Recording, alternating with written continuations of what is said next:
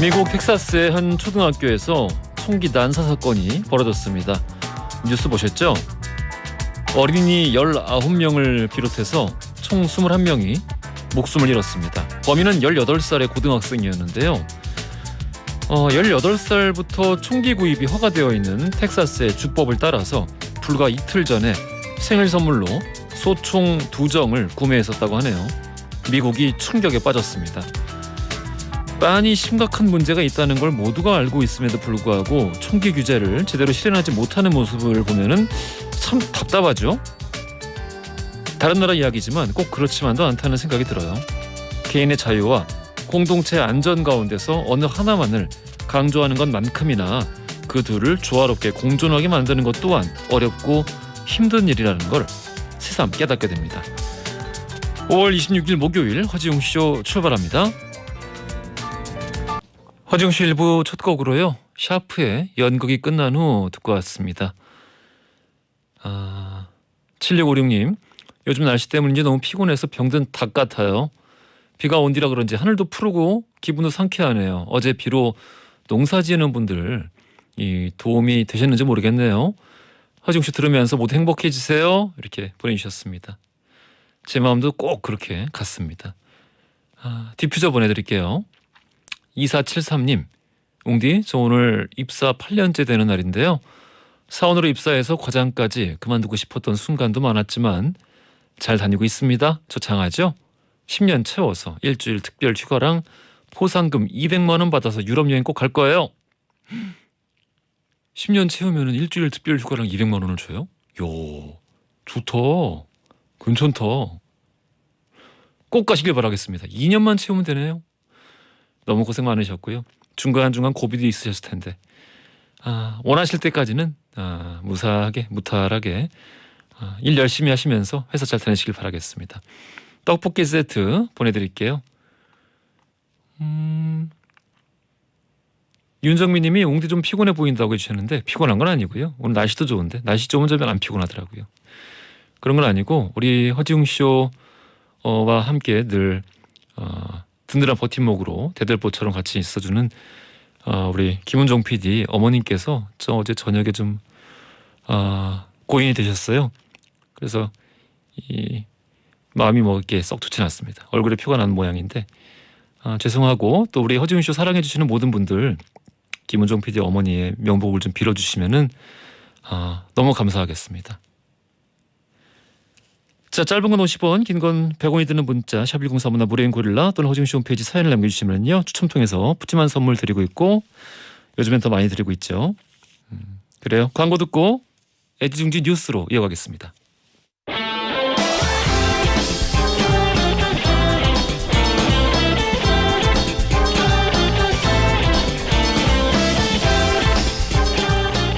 트렌디한 뉴스를 따라갑니다. 손이의 애, 허지웅의 지, 애지 중지 뉴스.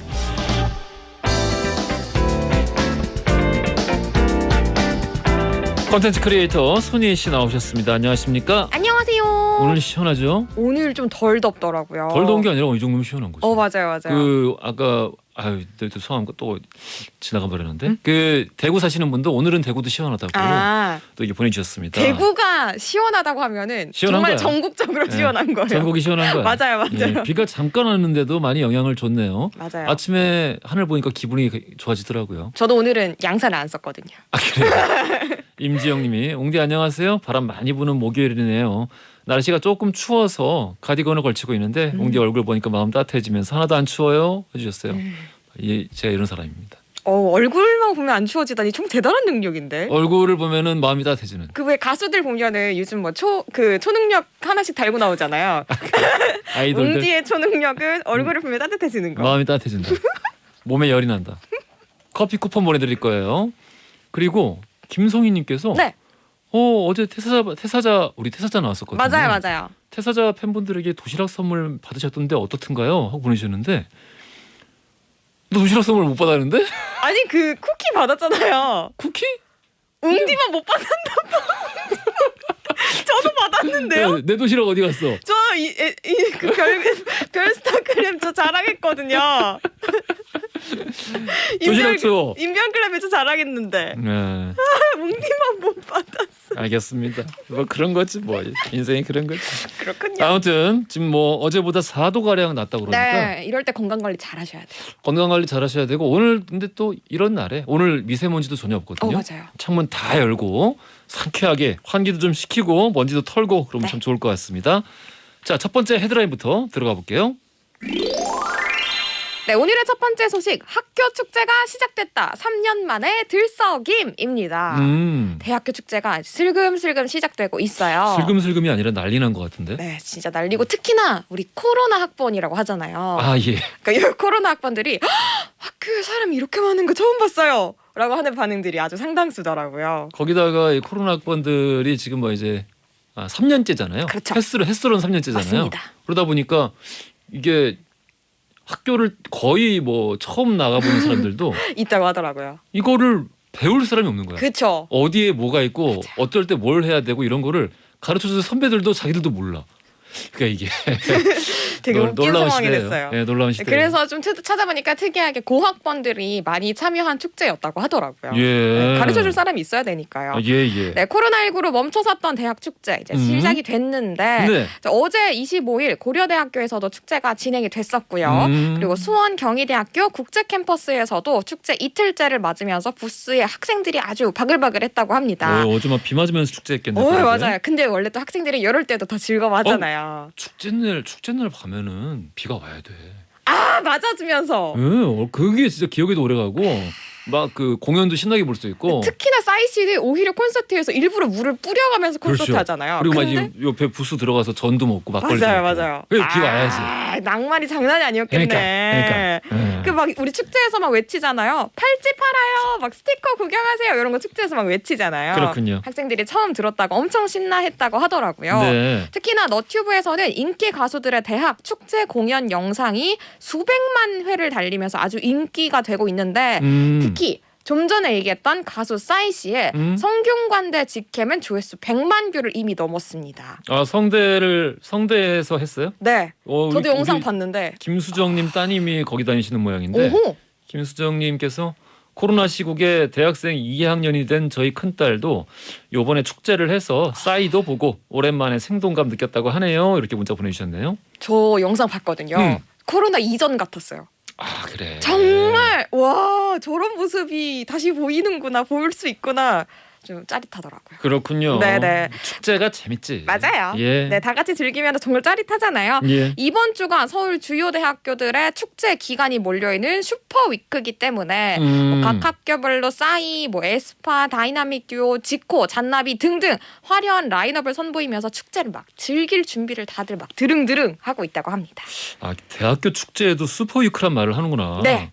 야. 몰려있는 그 주간을 그렇게 부르더라고요. 그래요. 근데 논란이 있었다고 하네요. 네, 맞아요. 이게 요즘에 이런 공연들이 잘 없다가 학교 축제가 막 시작이 되다 보니까 인기 가수들을 볼 기회가 잘 없다가 이런 기회가 생겨놓으니까 이 대학교 내 재학생만 들어갈 수 있는 공간을 들어가기 위해서 암표를 산다거나 공짜니까. 네, 학생증을 그 주간에만 빌려주는데 2-30만 원을 받는다거나 이런 일들이 생기고 있는 거예요. 며칠 전에 사진을 봤는데 대구였던 것 같아요. 네. 이거는 진짜 며칠 꽤 된 건데 그때가 아마 축제 거의 처음 시작하는 그런 시즌이었던 것 같은데 그 대학교에 축제하니까 그 지역의 모든 분들이 거기를 다 가셔가지고 맞아요. 지역 축제처럼 아예 발 디딜 틈이 없는 거야.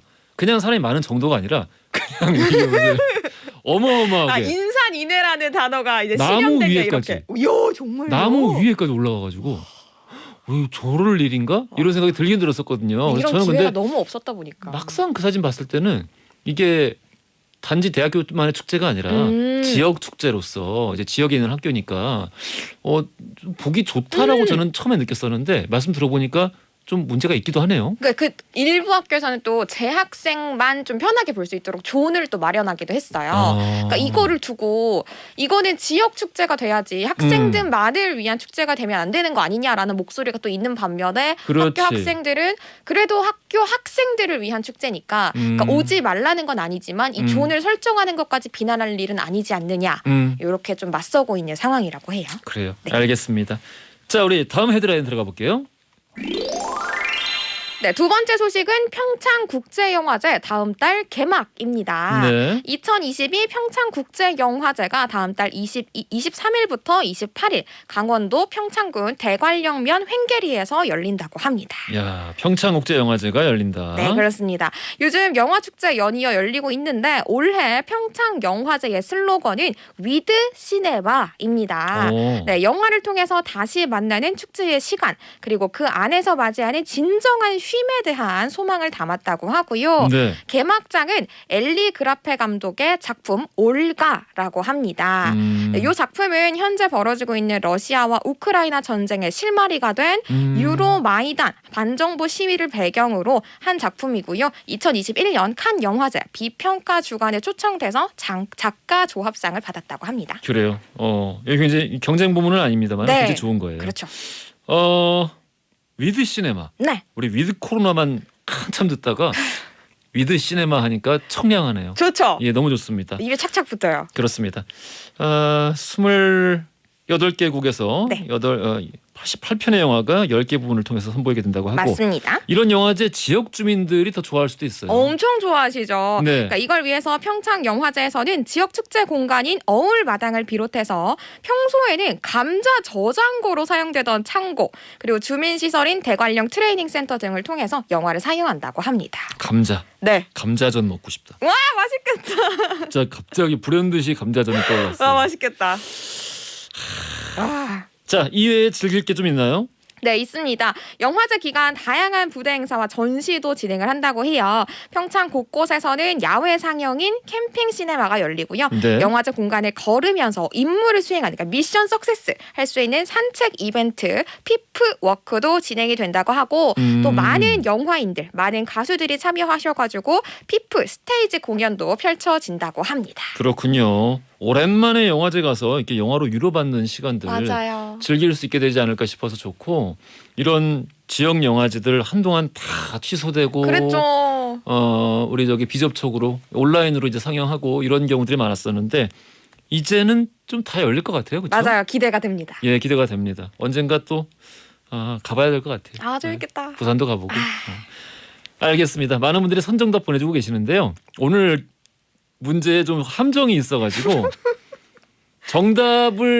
이게 정답이긴 한데 네. 정확히 정답이 아닌 분들이 많아지고. 네, 오늘 제가 좀 치사하게 됐어요, 여러분. 오늘 약간 치사하네요. 네, 치사합니다. 알겠습니다. 오늘 과연 선정답이 있을지. 있을 것인가? 오늘 선정답 있으면 이분은 진짜 대단한 거예요. 정말 인정해야 돼요, 우리. 오늘 선정답자는 정말 대단하다고 박수 보내드리겠습니다. 자, 오늘의 퀴즈 들어가 볼게요.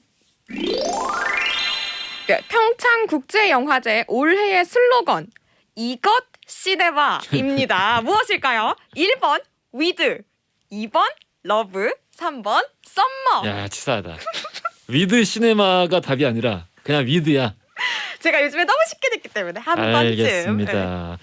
정답 아시는 분들 짧은 건 50원, 긴 건 100원이 드는 문자 샵1035나 무료인 고릴라 보내주시면은요 2부 시작하자마자 선물 받을 당첨자 분들 발표해드리겠습니다.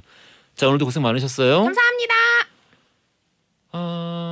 유남래님이 언제 들어도 오랜만에 들어도 참 목소리 예뻐요. 청량한 웅디와 상큼한 손희애님 오늘도 좋아요 해주셨거든요. 커피 쿠폰 보내드릴 거고요. 장필순의 어느새. 야, 오늘 날씨랑 또 좋다. 이 노래 들으면서 저희는 2부에서 뵙겠습니다. 허지웅 쇼. 웅디라고 좀 불러다오 웅디라고 좀 불러다오 웅디라고 좀 불러다오 웅디라고 불러다오 웅 세상을 향한 유쾌한 궁금증 허지웅 쇼. 허지웅 씨 2부로 돌아왔습니다. 자, 오늘 퀴즈 정답 1번 위드였고요. 야, 우리 이 코너 도입한 이후로 선정답자가 없었던 날이 한 2번 정도 있었는데요. 오늘이 3번째네요. 오늘 선정답자 없습니다.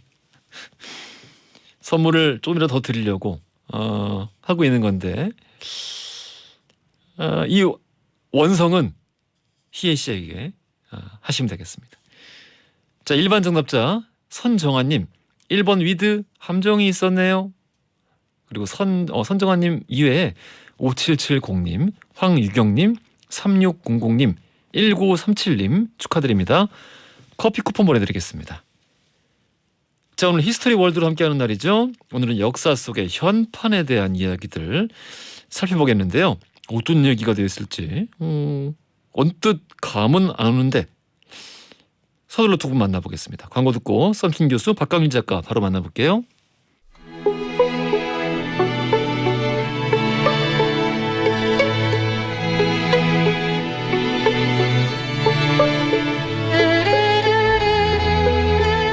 과거 속 역사를 통해 현재를 들여다봅니다. 히스토리 월드 역사 여행 전문가 역사 귀요미 박광일 작가님 나오셨고요. 안녕하십니까? 안녕하세요. 박광일입니다. 야사의 달인 역사 개그맨 썬킹 교수님 나오셨습니다. 안녕하십니까?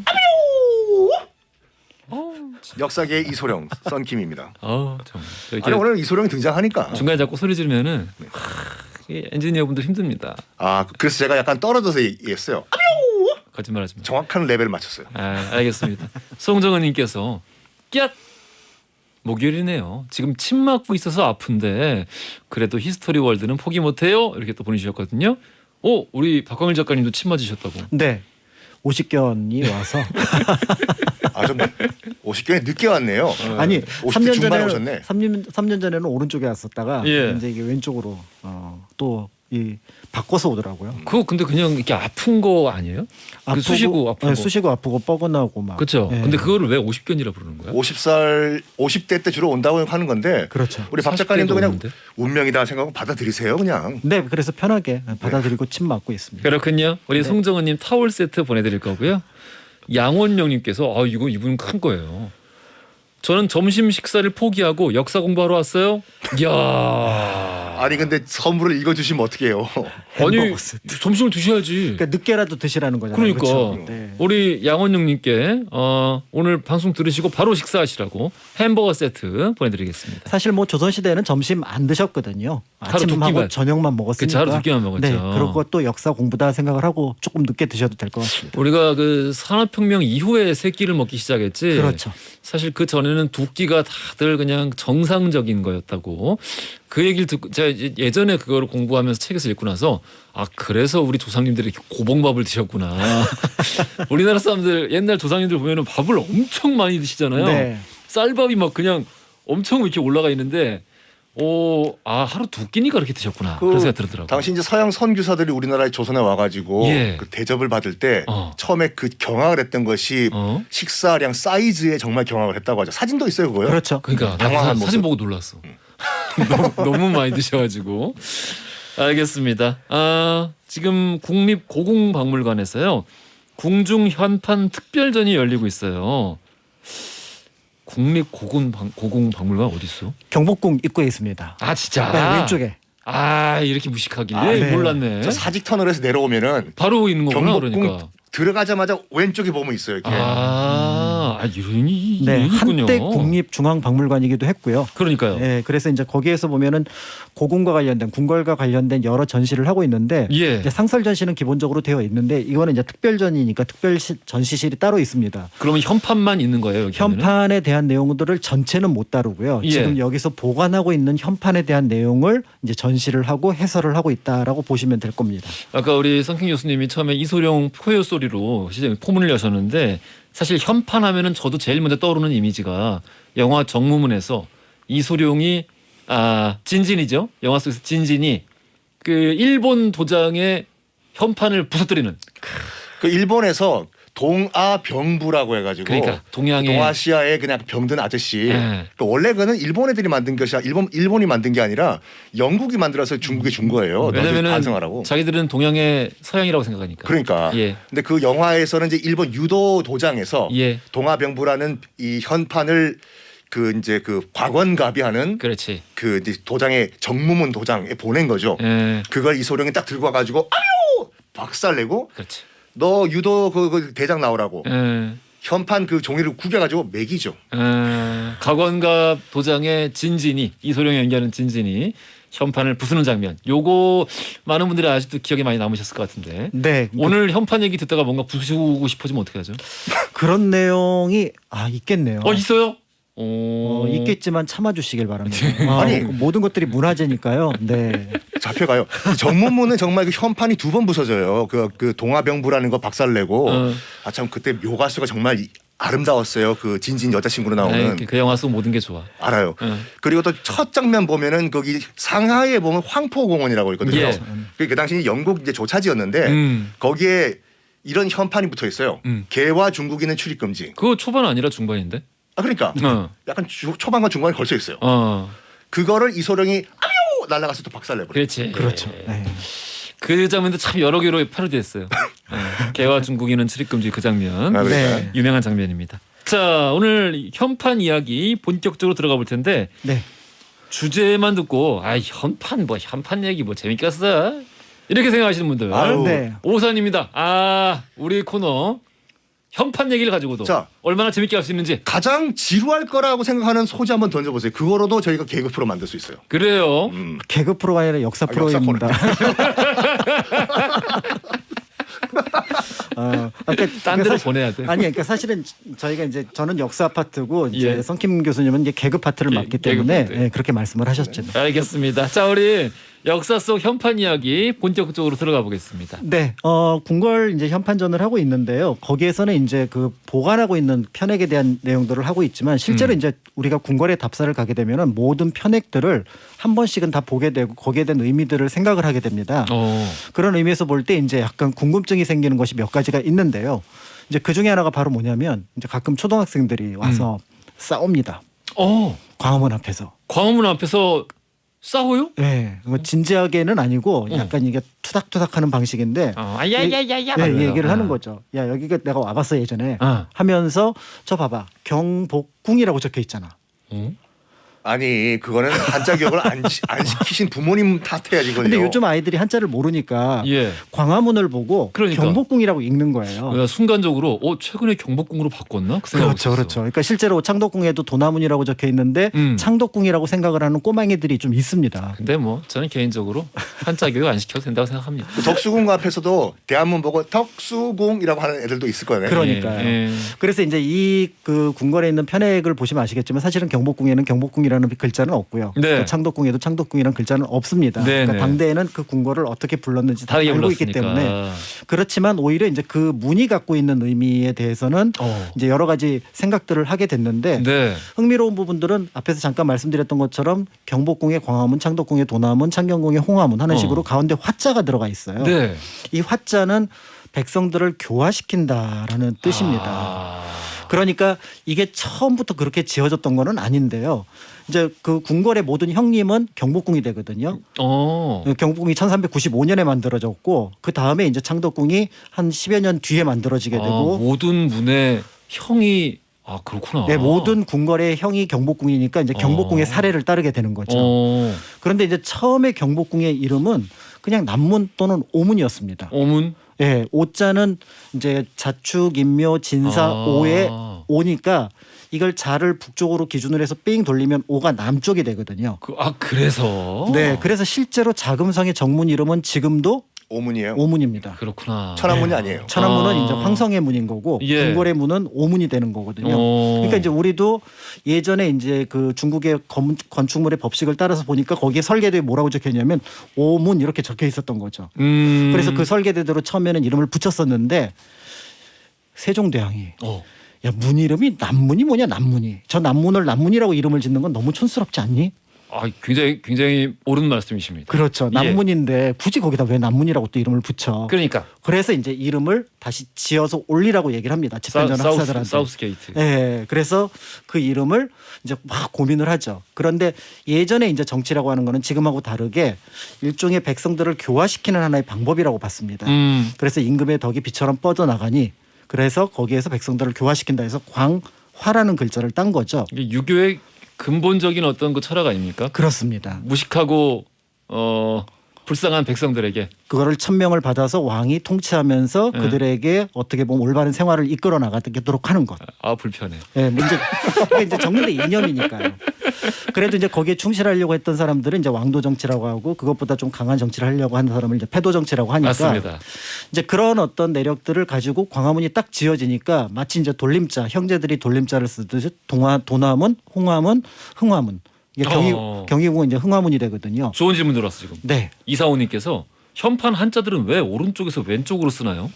그거는 기본적으로 예전에 쓰던 방식이 그 한자를 쓰는 거 전근대 모든 나라들은 오른쪽에 세로로 쓰기 때문에 그렇지. 그 세로 쓰기가 기준이 되면 오른쪽에서부터 왼쪽으로 쓰는 게 편할 수밖에 없습니다. 중국 자금성은 다 위에서 아래로 써요. 이렇게. 위에서 아래로 쓰고. 그러니까. 이제 그렇게 되어 있으니까 자연스럽게 이제 우리가 알고 있는 화자가 들어가는데 이제 딱 문제는 아까 잠깐 나왔던 대한문입니다. 왜 여기는 화자가 없을까? 그러네. 예, 여기는 이제 그냥 한자, 그냥 크다라는 의미나 뭐 또 다른 의미로 한자가 들어가 있는데 얘는 왜 들어가 있을까? 그러면 여기서 이제 궁궐답사를 쭉 해보신 분들은 편행만 보고도 얘 정문 아니야. 예. 이거 정식 문이 아니구나. 원래 큰 문이 지금 뭔가 이유를 못 쓰고 있거나 아니면 막혔구나. 실제로 원래 덕수궁, 경운궁의 원래 정문 이름은 인화문이었습니다. 화가 들어가네 거기. 예. 그런데 이제 그쪽이 길이 막혀버리는 바람에 동문을 쓰게 되는 거거든요. 그러니까 이제 그 편행만 잘 알고 있어도 자연스럽게 이제 어떤 궁궐의 그 배치라든지 건물의 어떤 쓰임이라든지 이런 것들을 알 수가 있는 거죠. 그렇군요. 야사 하나. 그러니까 원래는 대안문이었잖아요. 편안한 안자. 그게 왜 한자로 바뀌었냐라는 또 야사가 있어요. 뭐냐면 아시다시피 그 조선 말에 최악의 매국노 배정자라는 여인이 있었거든요. 네. 사이판에 정말 말년에 우리 조선 여인들을 다 위안부로 팔아넘긴 그런 배정자라는 매국노가 있는데 항상 이 궁을 드러낼 때 서양식 드레스에 그 보네트라고 하는 서양 모자 있잖아요. 예. 이걸 쓰고 들어가는 게 참 꼴배기가 싫었더라. 서양 모자 이름이 보네트예요? 보네트요 이거. 자동차 보네트? 그게 거기서 나온 거예요. 그렇구만. 좋네. 요런 거 써먹기 좋습니다. 그렇죠. 예. 자동차 본네트가 어디서 나온 줄 알아? 이게 바로 여성들의 모자에서 나온 거야. 그렇구만. 이렇게 알면 네. 우리 그 모습이 배정자의 모습과 너무 닮아가지고 안자가 마음에 안 든다. 한으로 바꾸자라는 야사도 있어요. 그렇구만요. 우리 장희진님께서 어이구 이 게스트들 인물로 뽑았나요? 그 참 정확하게 보시네. 박쌤과 김쌤 잘생기셨다 이렇게 보내주셨어요. 아니 우리가 라디오가 아까운 얼굴이에요 우리가. 참 이거 안 읽어도 되는 문자인데 굳이 읽어드렸습니다. 오늘 날씨도 좋고요. 예, 오늘 기분도 좋고 이게 다들 좀 마음 좋아지시라고. 보이는 라디오 보세요. 깜짝 놀랄 거예요. 어떻게 저런 인물들이 라디오에. 그러니까 이게 썬킴 교수님을 이게 화면에 담으려면은 어렵습니다. 이게 화각에 잘 안 담아져가지고. 진행하시죠. 카메라를 계속 뒤로 가야 돼. 알겠습니다. 현판 얘기 계속 해보죠. 네, 그래서 이제 궁궐에 이제 문 봤는데 사실 이제 이 문 보면은 동서남북의 이름 경복궁 같은 경우는 그 문 이름을 딱 듣는 순간 당대 사람들은 이게 동쪽 문인지 북쪽 문인지 서쪽 문인지를 금방 알았다라는 거죠. 그래 참 희한하다. 거기다가 이제 이름을 이제 지을 때 거기에 해당하는 뉘앙스를 넣었는데 예를 들어 건춘, 영추라는 문이 각각 동문과 서문입니다. 여기서 방향을 가리키는 낱말은 춘, 추. 춘추. 사계절이 방향을 가리키거든요. 아까 그거랑 비슷한 거구나. 그러면 오랑 비슷한 거구나. 네네. 그러니까 춘이라고 하면은 동쪽을 가리키고 추라고 하는 거는 서쪽을 가리키니까 그게 문에 적혀 있다. 그러면 예전 당시 이제 한문을 쓰는 사람들은 이거는 동문이고 이거는 서문이다라는 걸 알 수가 있고요. 그다음에 이제 북문이 신무문인데 이건 자금성하고 문 이름이 똑같거든요. 네. 근데 이 이름을 딱 듣는 순간 그럼 북문이겠네. 라는 것들을 금방 알 수 있는 게 여기서 말하는 무자가 동서남북 네 방향을 지키는 사신 중에 현무를 가리킵니다. 현무. 예. 현무는 북쪽을 상징하는 동물, 그 북쪽을 지키는 동물이거든요. 네. 그러니까 자연스럽게 그 무자가 들어가 있으니 이거는 북문이겠구나라는 것들을 쉽게 알 수가 있으니 이제 편행만 보더라도 그런 내용들을 이제 짐작해 볼 수가 있습니다. 근데 그 현판이라는 것의 역사적 가치가 어디 있을까요? 사실 그냥 명찰 같은 건데. 네. 뭐에 있을까요? 혹시 뭐 다 모으면은 뭐 보물 같은 게 생기나요? 다 모으면 보물 같다라는 것보다는 그러니까 지금은 좀 덜한데 네. 예전에 이제 그 중국에서 또는 다른 나라에서 관광객들이 근정전을 비하할 때가 있었어요. 왜 비하를 해? 규모가 작다. 아니 뭐 남의 나라 놀러 와서 왜 그걸 보고 초라하다. 꼭 그렇게 이제 우리도 보면은 아직 조금 교양이 좀 부족한 경우에는 다른 나라 가서 화려함과 화려하지 않음으로 그냥 그걸 가치를 평가하는 경우가 있는데. 그런 거 어디 네. 막 저기 루브르 박물관 가가지고 뭐야 모나리자 엄청 작네. 네, 왜 그런 눈썹이 경우. 없어? 왜 이렇게 작아? 네, 에이. 뭐 이런 방식으로 한다거나 그러니까 그게 굉장히 여러 부분의 어떤 가치 판단을 요하는 부분들을 굉장히 쉽게 평가를 하는 경우가 있잖아요. 이럴 때 이제 어쩔 수 없이 뭔가 그래도 근정전이 좀 탁월하다라는 분들을 보여줘야 되잖아요. 그럴 때 이제 거기에 저 근정의 뜻이 뭔지 아십니까? 라고 물어보는 거죠. 그러면 근정의 뜻은 근자가 부지런하다는 뜻이니까 예. 정치를 부지런히 하라라는 그런 건물입니다. 근데 전근대에 이제 왕국에서 주권자는 왕이나 황제가 되는데 그가 주재하는 공간에 부지런히 정치를 하십시오 또는 하라라는 의미의 편액을 걸어 놓았다면 이 나라는 어떤 나라겠는가? 그렇지. 라는 것들을 생각해 볼 수 있다는 점에서 편액은 처음에는 단순하게 그 건물의 이름을 가리키지만 사실은 그 편액에 그들의 철학이 담겨 있습니다. 그렇지. 그 나라의 그 공동체에 철학이 담겨져 있다. 그렇습니다. 그러니까 이제 자연스럽게 근정전을 보게 되면 그 뒤에 이제 사정전을 보면은 생각하면서 정치를 하라는 거고요. 근데 거기 천추 만춘전이 있으니까 봄 가을은 1년에 한 번 있거든요. 그럼 천년 만년 가는 걸 생각하게 하라. 이런 의미가 거기에 이제 포함이 된 거죠. 혹시 좀 헷갈리시는 분들이 왜 가지고 현판이라고도 하고 네. 편액이라고도 해요. 똑같은 말이에요. 그러니까 편이 이제 글씨란 말이고 액이 이마란 말인데 이마에 붙어 있는 글이다. 네. 그러니까 중국에서는 현판이라는 표현보다는 편액을 더 많이 써요. 그렇죠. 이마 액자가 있어요? 이마 액자가 있어요. 그렇구나. 그러니까 이마에 쓴 글이라고 해가지고 현판, 편액 똑같은 표현이에요. 네. 그렇군요. 네, 그래서 이제 비문 중에서 그 맨 위에 글자 제목을 비문에 있거든요. 여기 태종 무열왕릉 비 이렇게 적혀 있는 이 부분을 제액이라고 합니다. 그렇군요. 네. 그래서 이제 각각 의미들을 하나를 공부를 하시면 그 다음 영역으로 쉽게 넘어가실 수가 있습니다. 원현숙님께서 웅디 썬킴 선생님 그만 구박해요. 수경 언니는 무지 대우해 주시는데 썬킴 힘내요 이렇게 보내주셨어요. 저는 구박을 좋아합니다. 그렇군요. 네, 많이 구박해 주십시오. 제가 야 썬킴 이만큼 키워놨더니 이런 얘기를 듣게 되는군요. 저는 놀부보다는 흥부가 좋습니다. 알겠습니다. 왜냐하면 흥부가 오래 가요. 네. 뭐 구박 서러우면 그냥 저기 다른 방송 가셔도 돼요. 손 들고 서 있을까요?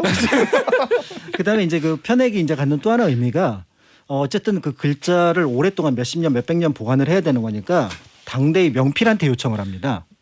명필? 예, 명필하면 한석봉밖에 몰라. 그렇죠. 이제 뭐 추사 김정희도 있고 원조 김정희. 이강사도 있고 예. 굉장히 많거든요. 예.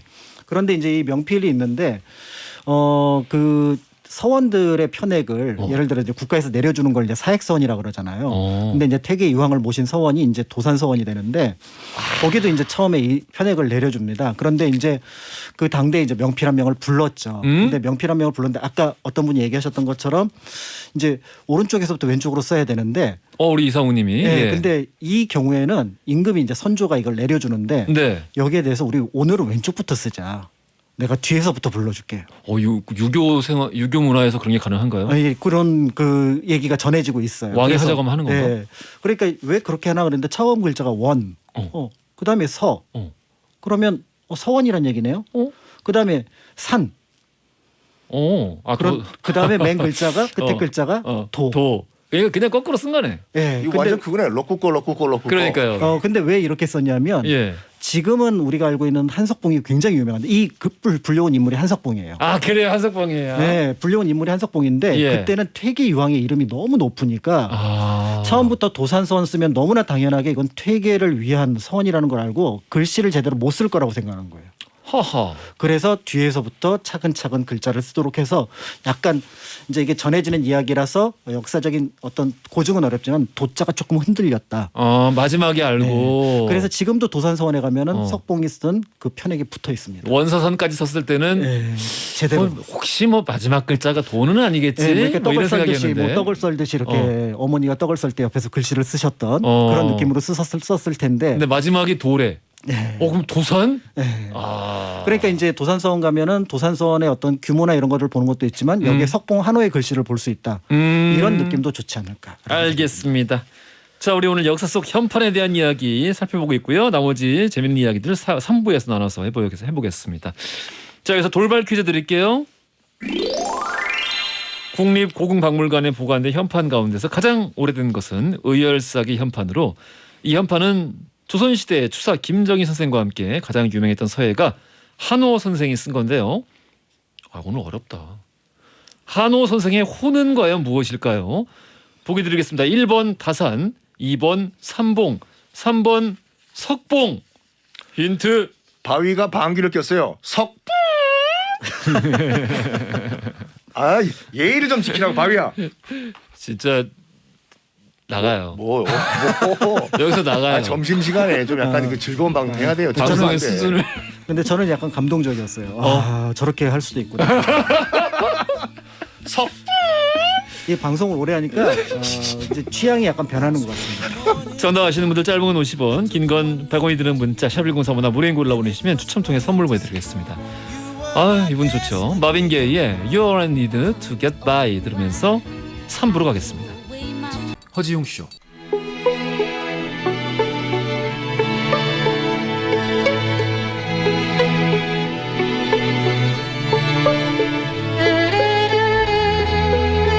허지웅쇼 3부로 돌아왔습니다. 히스토리 월드 박광일 작가, 썬킴 교수 모시고 역사 속 현판에 대한 이야기 오늘 나눠보고 있는데요.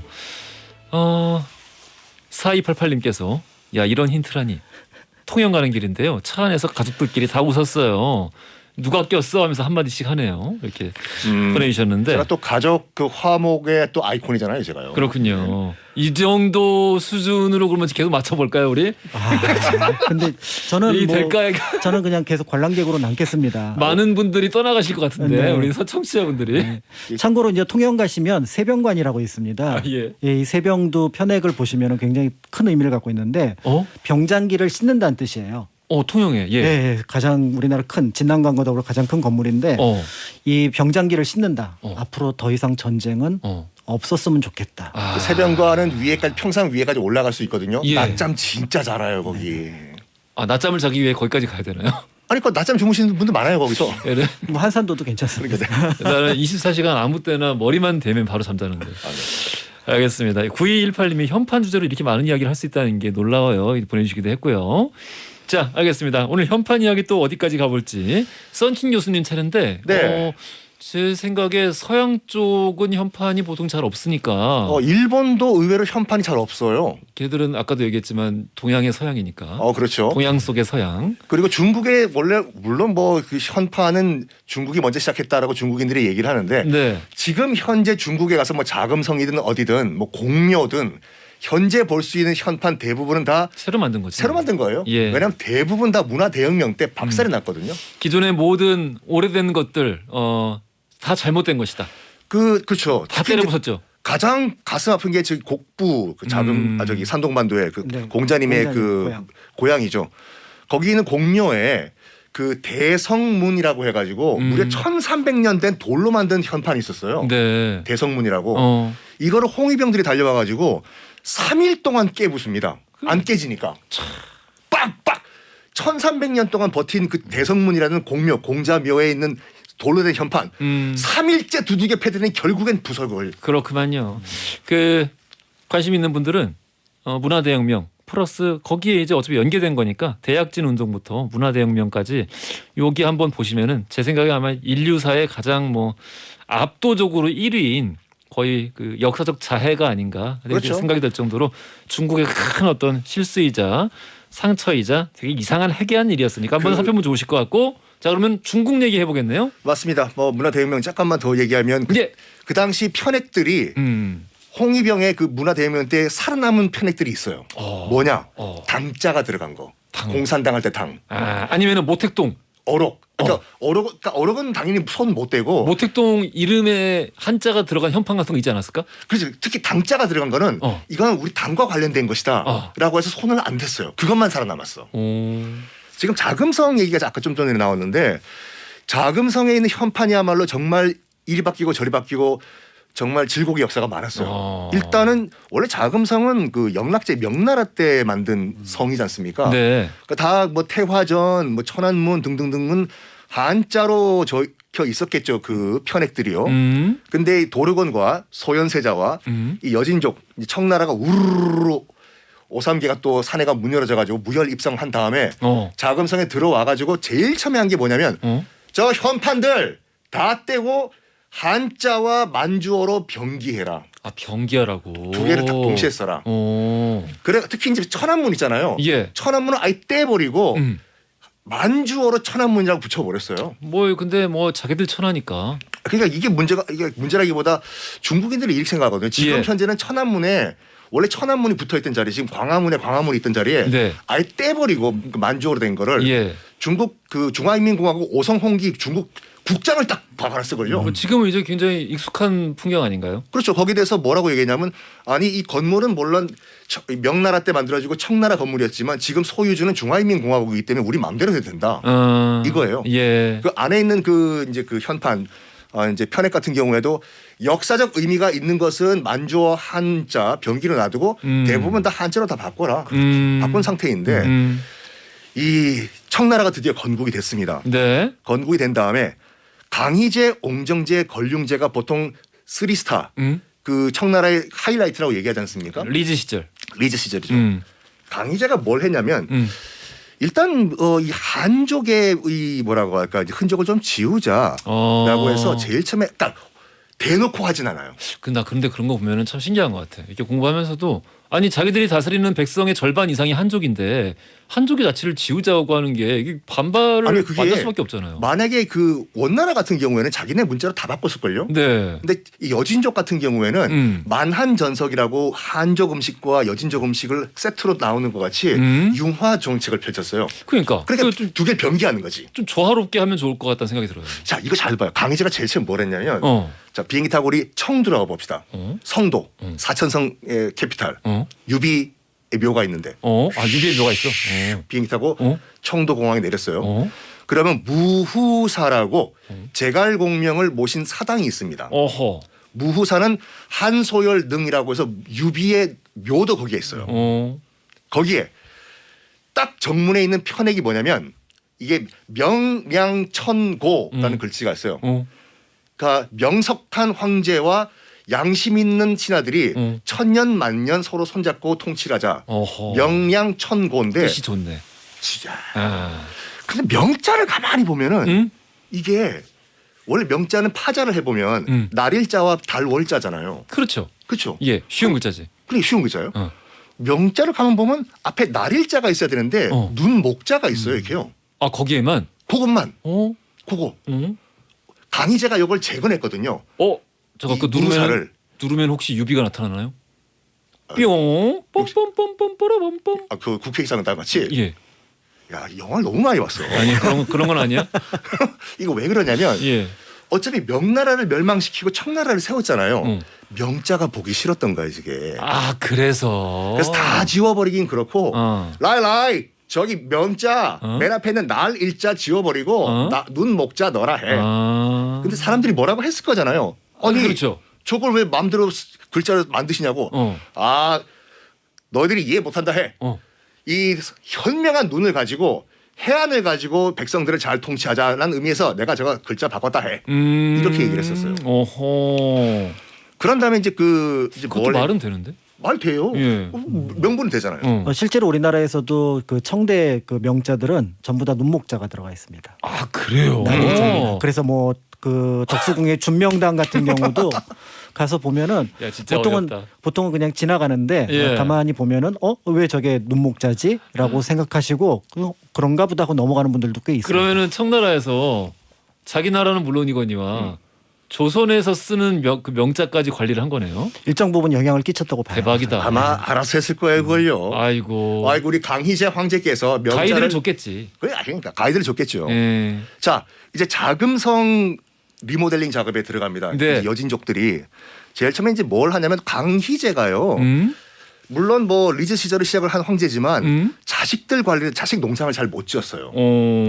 아들만 35명 있었거든요. 이 정도면 잠깐만요. 아들이 몇 명이요? 35명. 이 정도면 31번째 아들은 지인이에요, 지인. 아버지 누구시지요? 그죠? 저 31번째 아들입니다. 아유 반갑습니다요. 뭘 반가워요? 35명. 아이들이 35명이다. 아니 아들만 35명. 아 딸은 또 있고. 딸은 빼고. 딸은 왜 안 세줘?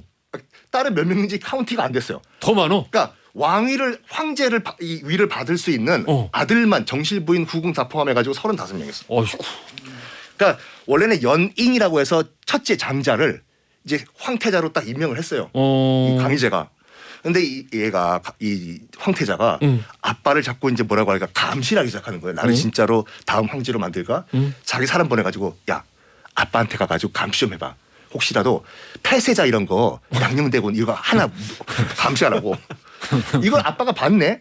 야, 쟤 왜 저러냐? 자꾸 저러니까 양녕대군 같이 폐세자를 시켜버려요. 폐태자죠. 아, 이거 그만한 나쁜 짓을 했나요? 엄청나게 많이 아빠를 의심했어요. 의심만 했는데. 네. 그래가지고 황태자를 폐위시켜버리고 이제부터 무주공산이야. 너도 나도 황제가 되겠다고 아들들이 35명이 아빠 줘요. 아빠 줘요. 황세자 101. 오디션. 춤춰봐. 군무 쳐봐. 이런 식으로. 그러니까 결국에는 자기는 황제가 될 거라고는 상상도 못했던 그러니까 우리가 말하는 옹정제 넷째 아들이거든요. 옹정제가 얼떨결에 황제가 돼요. 아, 자기가 특별히 잘한 것도 없는데. 내가 황제. 아니, 물론 잘했어요. 아, 잘했어. 네, 준비를. 내가 황제? 근데 자기가 이 황제 자리를 놓고 치고 받고 싸우는 걸 봤잖아요. 예. 다음 황제만큼은 아주 공명정대하게 내가 선출하겠다라고 해서 그 건청전이라고 해가지고 그 황제가 진무를 보는 공간이 있거든요. 태화전 바로 뒤에. 거기에 편액이 있어요. 정대광명. 전대광명. 아주 정정당당하고 광명하게 나라를 통치하겠다. 정대광명이란 편액이 딱 지금도 붙어 있어요. 그 뒤에 다음 황제는 누구가 될지 내가 몰래 쪽지를 써가지고 그 뒤에 숨겨놓을 테니까 나 죽으면 꺼내봐. 이 편지는 영국에서 시작돼요. 아니야? 청나라에서 시작됐습니다. 두 사람 왜 이래? 이 즉시 지인에게 돌려라. 이게 이제 태자 밀건법이라고 하는데 네. 그러니까 수많은 아들들이 누가 다음 황제가 될지 모르잖아요. 정말 다들 열심히 하는 거야. 아무도 몰라요. 황제가 죽어야지 그 편액 뒤에 있는 쪽지를 꺼낼 수가 있으니까. 태자 밀건법이라고 하는데 그럼 뭐합니까? 서태후 때부터 다 이제 서태후. 갑자기 서태후로 나오니까 기승전 서태후. 근데 이제 이 강희제, 옹정제, 걸륭제 쓰리스타 황제가 정말 리즈 시절을 중국을 선사했지 않습니까? 근데 또 약간 역발상적으로 이게 또 중국에 큰 또 피해를 줬어요. 왜냐? 너무 잘 사니까 당시 청나라가 인구가 폭발을 해버렸어. 아하. 그러니까 마지막 걸륭제 때 중국 인구가 3억을 돌파했어요. 그 중국이 지금과 같은 그런 강국이 되는데 가장 큰 그 어떤 그 일종의 인프라를 토대를 만드는 게 청나라 때 아닐까요? 그렇죠. 지금 현재의 중국 국경선 있잖아요. 네. 이거를 청나라 때 완성을 한 거예요. 거니까. 완성을 한 거예요. 예. 걸륭제 때 인구가 3억이잖아요. 그때 이제 존 맥카튼이라고 해가지고 영국 왕실의 이제 특사가 폴 맥카튼이 증거를 아무 관계 없어. 아, 그래요? 그럼 나는 김수로의 형이야 난. 그렇구만. 존 맥카튼이가 와가지고 문 열라고 중국 걸륭제한테. Hey Jude. 응? 아니야. 헤이 걸륭 문 열어 청나라. 그래서 뭘 갖고 왔냐면 당시 이제 산업혁명을 성공시킨 다음에 방적기로 싸게 찍어냈던 면직물을 갖고 온 거예요.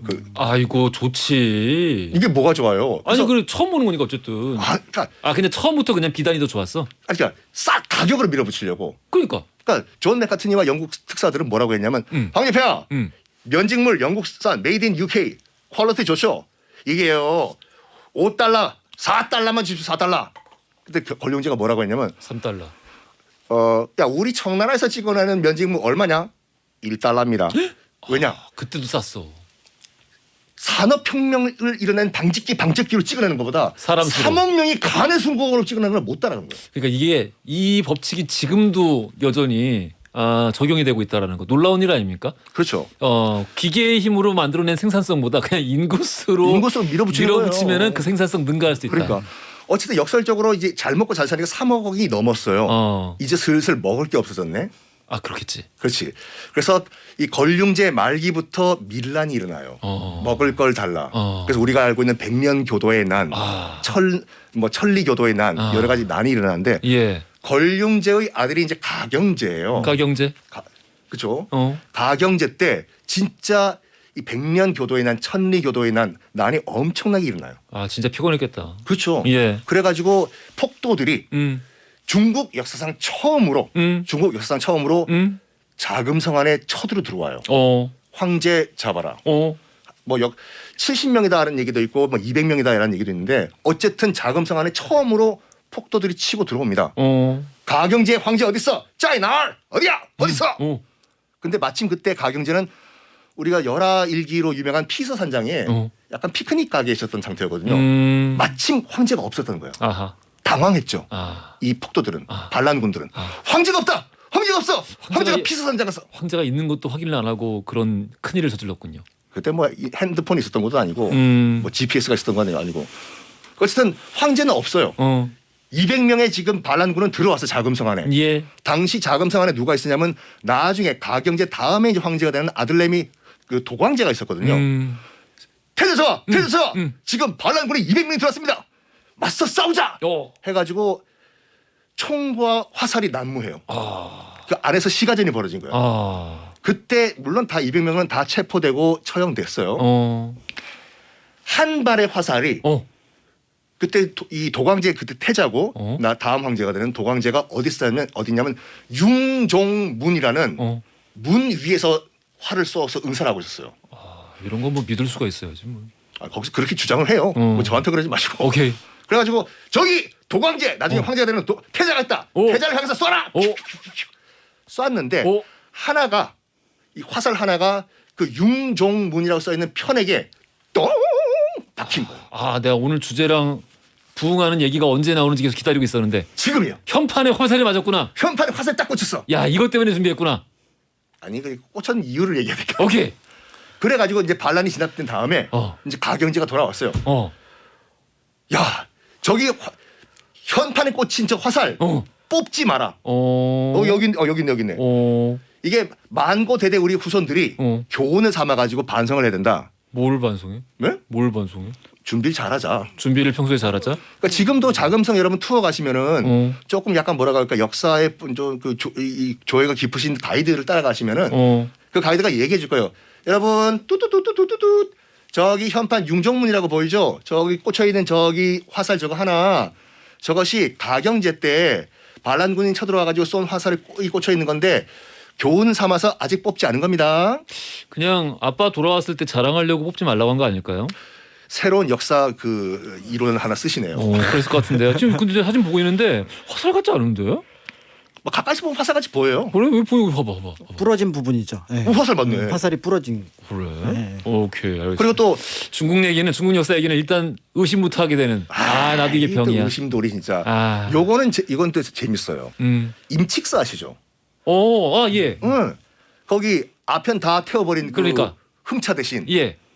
그 도광제가 방금 그 아들내미가 황제가 돼가지고 지금 아편이 어마무시하게 지금 홍콩을 통해가지고 광저우를 통해서 중국 대륙으로 들어오고 있지 않습니까? 그러니까 혼란한 시기야. 그렇죠. 예. 이걸 황제가 흠차 대신 흠차는 흠차 이게 아니라 죄송합니다.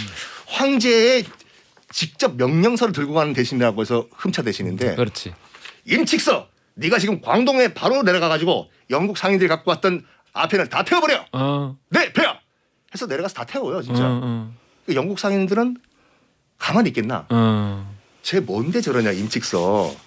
그래서 청조정에 압박을 넣어요. 그리고 아마 기다렸던 걸걸. 그렇지. 예. 임칙서 제 유배 보내라고. 그렇지. 그래서 바로 you are fired 된 다음에 임칙서가 어디로 유배를 가냐면 신장 위구르로 유배를 가요. 신장 위구르. 신장 위구르 얘기하니까 중국 얘기 더 이상 하기 싫어지네요. 거기 빼고 나쁜 놈들. 가다가 서안 있잖아요. 예. 우리 옛날에 장안 당나라 수도 서안에 가면 비림이라고 있어요. 비석만 모아놓은 박물관이에요. 비석만 15만 개가 있어요. 거기에 이 임칙서가 굉장히 그 글을 잘 썼던 또 명필가거든요. 예. 그 비림 관계자가 임칙서가 이 서안을 통과해서 간다고 하니까 예. 덩이샤 잠깐만요. 오신 김에 이 비림 현판 하나 써 주시고 가시라고. 그래서 써요. 비림 편액하면 비림 써서 줘요. 슬슬 질린다. 근데 지금 여러분 나중에 중국 여행 가셔가지고 비림 글자를 잘 보세요. 숲을 림자는 림자예요. 근데 비자를 보면 비석 비자를 파자를 해보면은 여러분 다 그 옥편 보시면 알겠지만 돌석자가 있고 그다음에 뭐 이게 밭전자라고 하면 밭전자고 밑에 일천천자가 이렇게 있잖아요. 네. 근데 일천천에 횡이 하나 더 있어? 대각선으로 쭉 나가는 횡으로 나간 부수가 하나 없어요. 하나 모자라. 모자라. 없어 그게요. 왜 그러냐? 임칙서가 내가 지금 신장 위구르로 떠나지만 언젠가는 다시 돌아와가지고 청나라 정기에 복귀하는 그날 하나 더 내가 쓸게. 못 썼구나 결국. 못 썼어요. 그리고 억울하게 돌아가셨죠. 그렇군요. 네. 중국 정부가 신장 위구르 지역에 아주 불법적으로 반인륜적으로 저지르고 있는 온갖 악행들 하루빨리 정상화되길 바라겠습니다.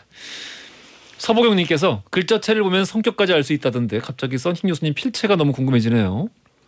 뭐 제 별명이 이제 추사란 별명도 있어요. 되게 못 써. 되게 못 써. 내가 봤어. 되게 못 써. 장난 아니야. 거의 제 글씨가 어. 그 이 초서라고 해가지고 초사요. 캔터베리 이야기요? 날림 글이 있어요. 알겠습니다. 현판 이야기. 혹시 현판 이야기 모자란 거 좀 있을까요? 사실은 뭐 준비한 거 반에 반도 못했는데요. 그렇지, 그랬을 것 같아. 네, 그래서 이제 몇 가지 얘기를 하면은 사실은 말에 어떤 그 마력이 있다고 생각하는 것처럼 글씨에도 힘이 있다고 생각을 합니다. 그러니까 이제 그 글씨에다가 뜻을 담아서 뭔가 이렇게 쓰는 경우가 많이 있는데 이게 동양적인 특징이죠. 그렇죠. 예. 특히 이제 그 한자가 갖고 있는 어떤 모양과 관계되는 그런 부분들하고도 관련이 있습니다. 뭐 이렇게 손바닥에 이렇게 한자 뭐 써가지고 그 기운을 내가 받는다 뭐 이런 것도 있고 그건 그러잖아요. 이제 주술의 어떤 한 방법이 되는 거죠. 그건 글자하고는 상관이 없는데 예를 들어 이제 미수화목 같은 경우는 워낙에 글자를 잘 써서 예. 동해바다의 파도를 잠재웠다라고 얘기를 할 정도의 어떤 실력을 가지고 있습니다. 대박. 동해 척주비라고 하는 것들이 있는데요. 그런데 이제 한편으로는 이제 예를 들어 건물들이 전부 다 나무로 되어 있으니까 이게 화재에 취약하잖아요. 그러니까 이제 예를 들어서 이제 서남사 같은 경우는 이걸 한번 이름을 바꿔봐. 불이 하도 자주 나니까 그래서 바다해에다가 내천자를 써서 해천사. 하천사. 이렇게 이름을 붙이기도 했는데 그래서 그래도 불이 나는 거죠. 그래서 나중에는 거기에 이제 편액을 쓸 때 물이 흐르는 것처럼 쓰게 됩니다.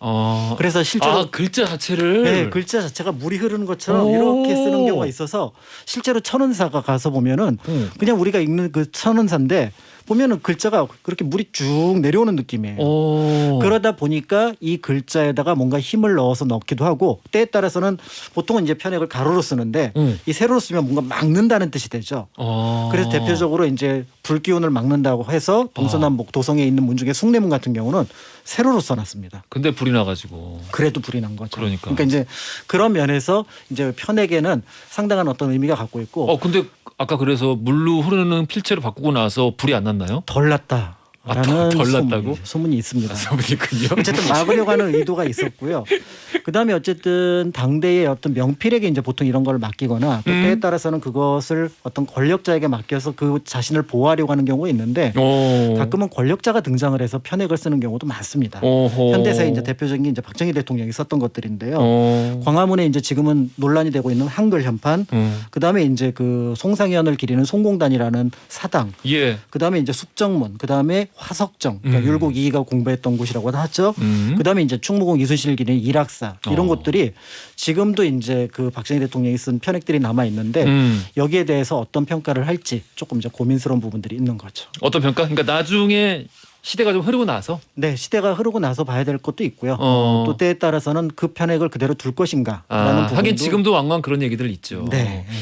다 이제 떼어내거나 교체를 해야 한다. 그렇죠. 원래 이제 거기에 있었던 편액을 좀 찾아보거나 그렇지. 이런 부분들이 있고 무엇보다도 편액이 다 한자로 되어 있습니다. 그러니까 난 그게 좀 불만이에요. 네, 그래서 최근에는 거기에 대해서 지금 이제 우리 문화재니까 예. 한글로 바꾸는 부분도 조금 고민해봐야 되지 않을까. 새롭게 어떤 곳을 짓거나 복원을 한다면 이런 얘기도 나오고 있습니다. 어떤 사람들은 한자 교육 얘기하는데 저는 오히려 지금 여전히 이게 우리 사는 공간 돌아보면은 한글이 너무 부족한 것 같아요. 그렇죠. 네. 오히려 영어가 부족해요. 외래가 더 넘치죠. 네네네. 영어도 그렇고 한자도 여전히 너무 많고요. 그렇습니다. 자, 오늘 돌발 퀴즈 정답 3번 석봉이었고요. 한 번 더 해주세요. 한 번 더 해줘. 여러분 바위가 방귀를 껴요. 당첨자 명단은 성공판 안내에 올려놓겠습니다. 히스토리 월드 오늘 역사 속 현판 이야기였고요. 지금까지 박광일 작가, 썬킴 교수였습니다. 감사합니다. 감사합니다. 감사합니다.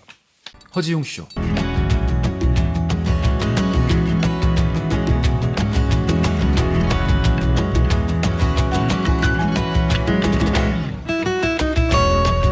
여러분의 하루를 읽어보는 시간, 나의 친애하는 하루.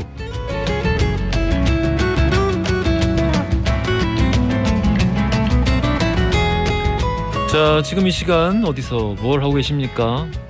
여러분의 일상들을 함께 나누어보는 4부의 나의 친애하는 하루 시작해보겠습니다.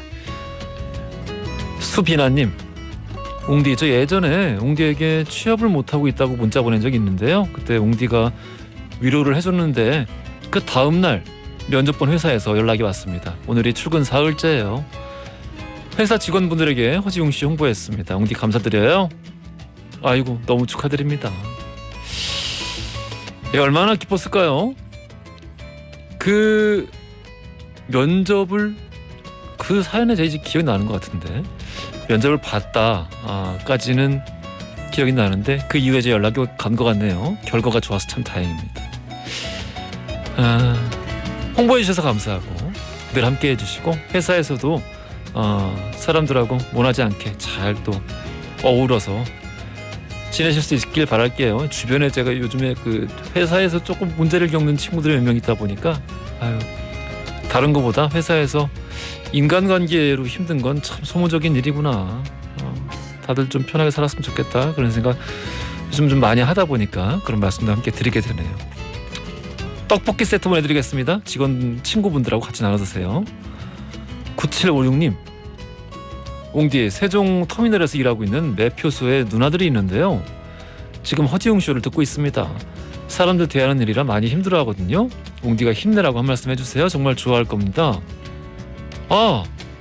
세종 터미널에 일하고 계시는 우리 누님분들,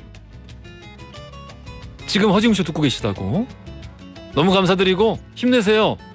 이상한 사람들도 있고 좋은 사람들도 있을 텐데 아무래도 좀 마음에 남는 그런 안 좋은 말 하고 다니는 사람들도 많이 겪으실 것 같습니다. 하지만 확 털어내시고 좋은 분들만 또 많이 만나볼 수 있게 또 제가 바라보겠습니다. 매표소에서 일하면 진짜 많은 에피소드들 많을 것 같은데 언제 또 사연도 좀 보내주세요. 치킨 보내드리겠습니다. 김정출님, 오늘 초등학교 3학년인 제 딸이 초등학교 입학을 하고 처음으로 소풍을 왔습니다. 그동안 코로나 때문에 소풍이 뭔지도 모르고 있었는데 첫 번째 소풍에 날씨까지 좋으니까 재밌게 놀다 오겠죠? 민지야, 첫 번째 소풍 좋은 추억 많이 담고 와. 첫 번째 소풍, 저는 솔직히 잘 기억은 안 나고 사진만 가지고 있거든요. 사진만으로도 되게 좋은 추억 되는 것 같긴 합니다. 사진 많이 찍어 오라고 하세요. 타월 세트 보내드리겠습니다. 정경희님, 서울은 어제 비가 왔다고 들었어요. 근데 제가 사는 창원은 비가 안 왔습니다. 조금이라도 내렸으면 좋겠어요. 김장훈의 소나기 신청합니다. 커피 쿠폰 보내드릴 거고요. 자, 이 노래 듣고 오겠습니다. 롤러코스터의 습관까지 듣고 왔습니다. 문자 계속 볼게요. 습관 신청하신 박기현 님도 문자를 남겨주셨네요. 엄마 생신 선물로 워킹화를 골랐는데요. 어떤 색상을 골라야 하는지 모르겠어요. 옹디는 쉽게 잘 결정을 하는 편인가요? 저는 아무래도 좀 그런 것 같습니다. 결정하고 나면은 잘 안 돌아보고 그런 편인 것 같아요. 원래 그랬던 건 아니고 생각이 좀 줄어들면서 마음이 편해지는데 도움이 되는 것 같습니다. 김교영님, 웅디 강릉은 날씨가 너무 좋네요. 회사에서 일 시작하라고 종이 올리고 있는데 배 아프다고 하고 도망갈까요? 근데 회사에서도 점심시간 끝날 때 종이 올리나요? 되게 듣기 싫은 종이겠네요, 진짜. 지금은 일단 일하시고요. 다음에 맛있는 거 드시라고 떡볶이 세트 보내드리겠습니다. 4629님, 웅디 배멀리 하시나요? 어제 친구 따라서 군산에 배낚시를 갔는데 출발하자마자 멀미 때문에 죽을 뻔했어요. 지금도 울렁거려서 밥을 잘 못 먹겠어요. 배멀미. 저는 개인적으로는 해본 적은 없는데 나이 먹으면서 좀 없어진 것 같아요. 오히려 어렸을 땐 예민해서 있었나?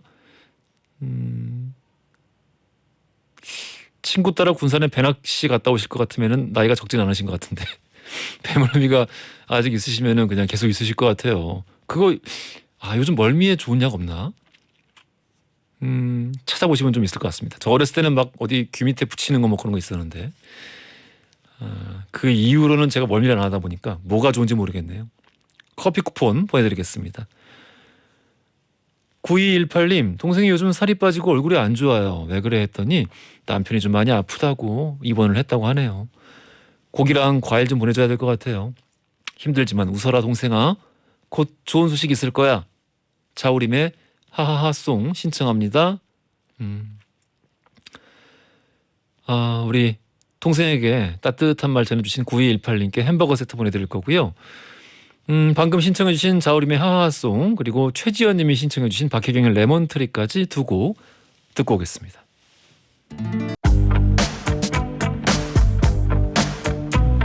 자, 허지웅 씨 마무리할 시간입니다. 내일은 김간지 씨 모시고 난세에 가는 걸 함께 할 거고요. 자, 오늘 엔딩송 정기수님이에요.